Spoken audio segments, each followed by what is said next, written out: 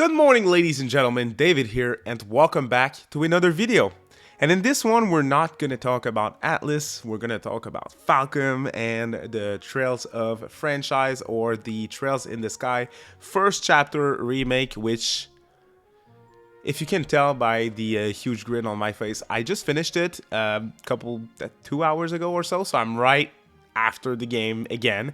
Obviously today what I want to do, you've seen the title and everything, I want to talk about this thing.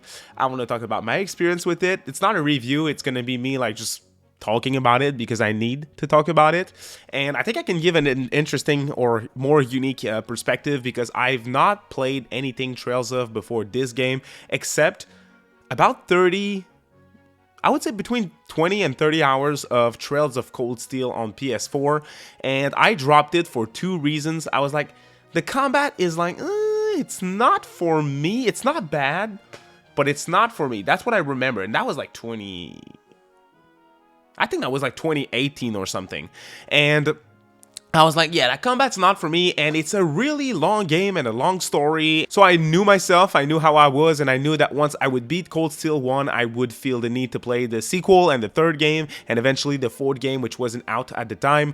And I was like, those games were like 50, 60 hours each. I strongly prefer handheld play.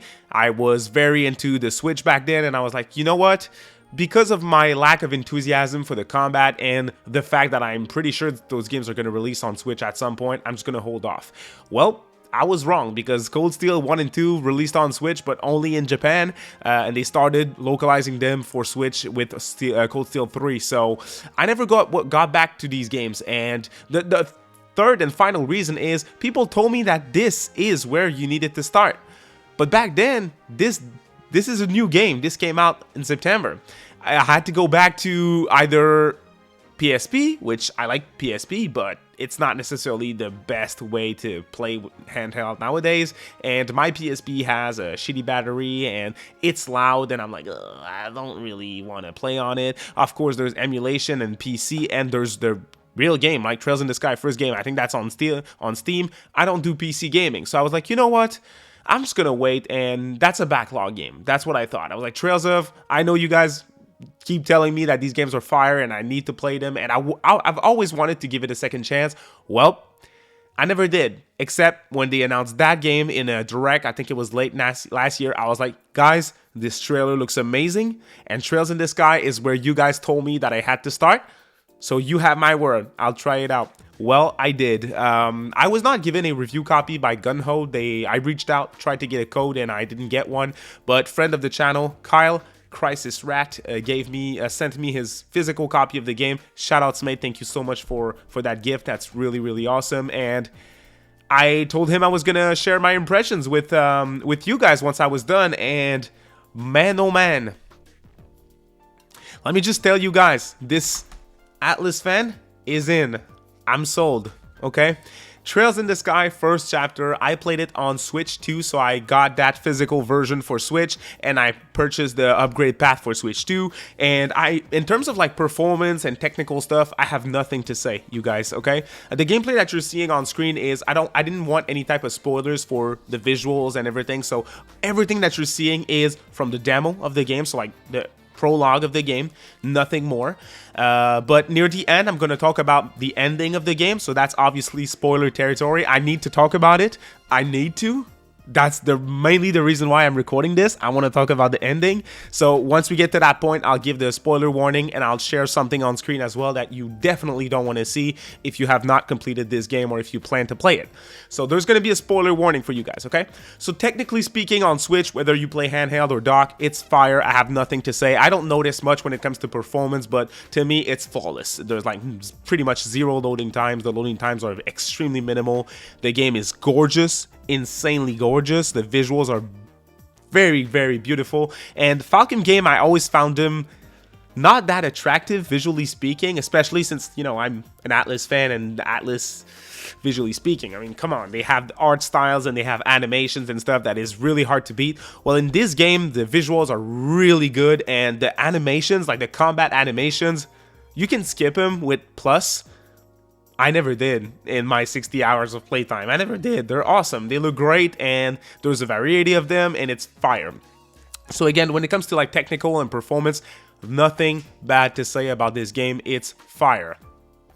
When it comes to everything else, the story is extremely good. I do think that it dragged on a little bit. There's 4 chapters with the prologue, and prologue, chapter 1, chapter 2, no problem. It flows well. I am a fan of the pacing and everything.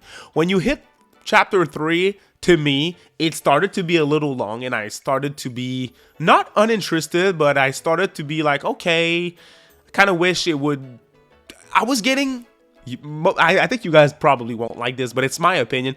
I was getting 8 out of 10 vibes from it, you know? Okay, so definitely not bad. I was not going to drop it, but it started to be not as good as it was early on, in my opinion. And I've heard a lot of people complain about the early part of the game. I don't have issues with that. I thought it was fine. How they delivered the new features, the new combat and gameplay features to you. I think they did that in a great way, was well paced. But once you hit chapter 4, which is the final chapter of the game, it made me forget about the 8 out of 10 that I was talking about, both in terms of gameplay and combat, but mostly in terms of story. The ending, again, I'm not going into the specifics yet, but it's fire, and it made me really like it, and it's by far the best ending that I've experienced in a story in a long time. Now, other than that, the combat system took me a really long time to completely understand. I suck at it. I'm bad. I thought that game was really hard. For me, it was really hard. The quartz system was kind of rough to understand with the charts and everything. I kind of think it's a little too complicated for what it is. I think there probably would have been ways to make it a little more intuitive, but once you understand it, it's a very solid combat system. It's fun, it's turn-based, but really engaging. You move on field and everything. Very, very fun and cool. But again, it took me a while to get, but once you fully understand it, it's cool. You can auto-equip quartz and everything. I would recommend not doing that. It's an option though, so it's cool, it's an option. I decided to not do that and force myself to understand because I liked everything else but the specific combat so much that I was like, I want to learn this to enjoy it, you know? And it worked. Once I really understood it, that's when it clicked for me, and I was like, okay, I really like this. So I recommend you guys try and understand the quartz system and the Cepheid system and everything by yourself, because it's really, really good, okay? Now, voice acting, very good for the most part. I do like that Matthew Mercer is here once again. He's like one of my favorite modern day voice actor, and he voices Olivier in this game, and I think he does a fantastic job once again. Most voice actors are great. I played the game in English, if you couldn't tell. I do think certain ones are maybe a little not as good. For example, this game has a lot of like JRPG cliche too, stuff that I complain about in Atlus games. I'm not claiming that Persona doesn't have these. They certainly have these elements as well, like the freaking spa scene and everything, and the kind of like sometimes I maybe I'm just too old. I'm like, okay, but it's not the end of the world. It's really, really minor. It's one of the complaints that I had, that sometimes, especially with like the main character, Estelle, sometimes she's a little obnoxious to me, but I still like the main cast of character and everything. There's just scenes that I'm like, okay, it's a little too much and unnecessary. Side content in this bad boy is nothing bad to say. There's so much side content, first of all. And it's good side content. The request that you can take as a bracer to increase your bracer level and everything, and your bracer rank, sorry. Very, very good. The progression system is amazing. You can upgrade your quartz, you can upgrade your equipment. It's very solid. There's a good variety of characters in the main cast as well, and at the end of the game you can actually switch between these characters for a certain part of the game, but otherwise it flows naturally. So you always have the two main characters with Estelle and Joshua, and at times you're gonna be given a new character to play with, you know, to have in your party. But at some point this character is gonna leave and potentially come back or not, and there's a good transition. And I like when RPGs do that, because when you have a Persona 5, for example, by the end, or a Metaphor Refantasio, I felt the same thing last year, where I'm like, I like all these characters, don't make me choose. I don't want to choose who I'm playing as. I like when you do it naturally, and this game does it masterfully, okay? So honestly, I don't have a lot more constructive feedback to give this game. I think it's just that good. Now, spoiler warning. If you have not played Trails in the Sky first chapter and you are planning to play it, which I assume you are if you're watching, I would recommend leaving right now and come back once you beat the game. I would appreciate that, but otherwise, thank you for watching.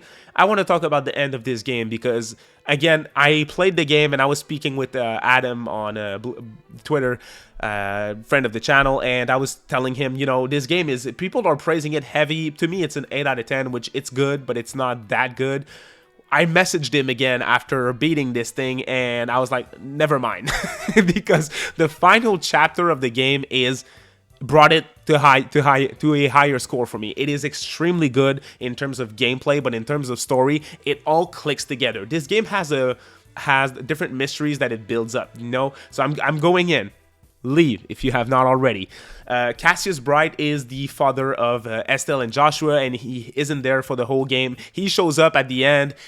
Stuff is getting explained. The Black Ornament is getting explained. The Intelligence Division and their plan, and they're mysterious throughout the game. You don't really understand what's their goal, but you know that something's gonna happen with them because they always show up, and there's this mysterious aura around them and everything. That's all explained near the end in a very grandiose way, and you really feel like your duo of bracers evolved to the senior bracer rank that you get at the end of the game, you know? So I like how much character development there is in that game for all the main characters. The main cast is fire through and through. I like how Chloe is the princess. I thought that was cool. I didn't see that coming, although I should have, because I started to think about the stuff with the Sieg, the eagle and stuff, and her sister being the lieutenant, Schwartz and everything. Very, very, very cool, honestly. And obviously, I messaged King as well, friend of the channel, who's a big fan of that franchise. He recently discovered it, and he played the whole thing in like a week or two. And lucky motherfucker, I don't have enough time for that. But I was messaging him throughout my playthrough, and I was like, man, this is really good and everything. And I told him I think I know what's gonna happen at the end, and what I had in mind is Joshua's gonna die. That was my thing. I thought that was gonna happen, and I was wrong. Joshua doesn't die. He simply leaves at the end of the game. And if you played second chapter and the third game, please don't spoil me for what's coming, because again, I'm in. I want to play future games in that franchise. I'll be there day one for second chapter remake. So I'm here with a cliffhanger. I'm like, okay, I've seen the teaser at the end of the game, which you're watching right now on screen, and in the sequel, Estelle's gonna look for Joshua. That's what's gonna happen, because he leaves, because he got his memory back. Professor Alba was the mastermind behind that. Although that's kind of unexplained to me. I'm not necessarily sure why and how, and I certainly have not seen that coming. But I'm really curious about what's next. I'm like, he leaves, Joshua leaves, Joshua's the Black Fang? That's crazy. And I'm like, and I started to think about all that stuff. What's his relationship to Lawrence? Which I kind of saw coming, that something was gonna happen between these two. They had this weird chemistry when they met, and physically they had this look and stuff that I'm like, I'm sure there's something between these two. And I was right about that specific point. So honestly, you guys, this ending, the whole game is good enough that I was gonna look forward to the sequel for sure, and I was gonna play the sequel. But the ending made me a fan, I'm gonna say, okay? The ending made me like, when I say the ending, the final chapter, I rushed through that final chapter, you guys. It was really good. I had a hard time dropping the game. That's why I'm a Switch fan for the most part. I don't have a lot of time to play games nowadays. If I have 15 minutes, I'm gonna do it, and I'm not gonna do it on a PS5. On Switch, boom, it's quick. I'm in. I play no matter where I am. I bring it to work at times, so if I don't have any colleagues to speak with during lunchtime, I'm gonna play it, you know. So I take every single minute, and that's exactly what I did for the final chapter, which is insanely good.